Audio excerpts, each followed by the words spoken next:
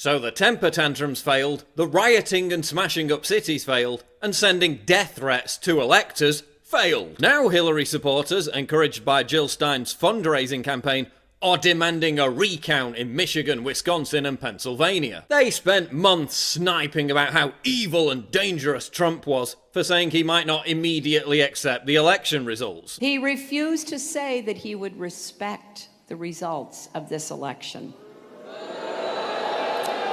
Now, make no mistake, by doing that, he is threatening our democracy. And the peaceful transition of power is one of the things that sets us apart.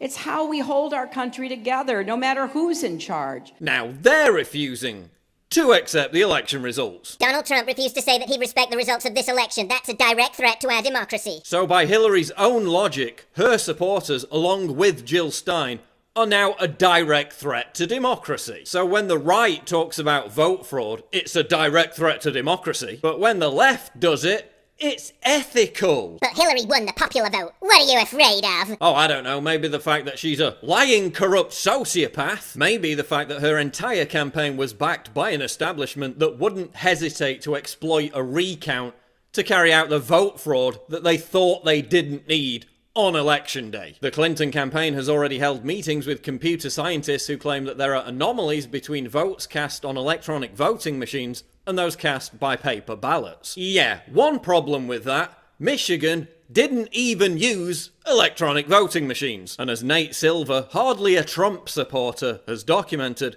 these so-called anomalies completely disappear when you factor in demographics. This whole thing was already debunked before it even began. Is Hillary Clinton willing to risk civil war in America by installing herself as part of a coup? Now this is all a long shot, but it just goes to illustrate how the left only professes its love for democracy when they're winning. As soon as they start losing, they have a hissy fit of epic proportions. We saw the exact same thing after Brexit, and they're still trying to derail that, pissing all over the democratic will of the British people. Jill Stein also keeps raising the amount they're asking for to fund this recount every time it's met. Could this just be one huge money-making scam? And why is Jill Stein pushing this? Is it to try and regain some lefty street cred because she was vaguely supportive of Trump during the campaign? If so, that's pathetic. Seriously, Jill Stein said that a Hillary presidency would mean nuclear war.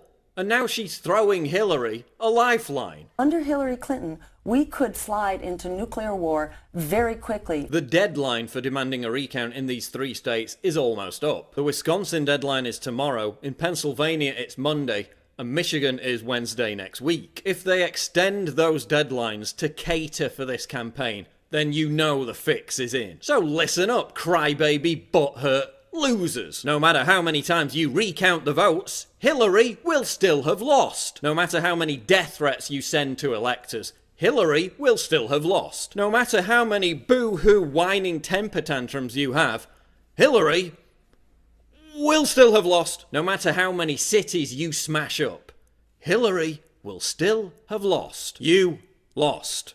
Your entire ideology has been rejected. Go home, lick your wounds, and listen to people like Bernie Sanders, who explained why you lost. Because no one resonates with you constantly shoving identity politics down people's throats. It doesn't work anymore. Your era is finished. It's done.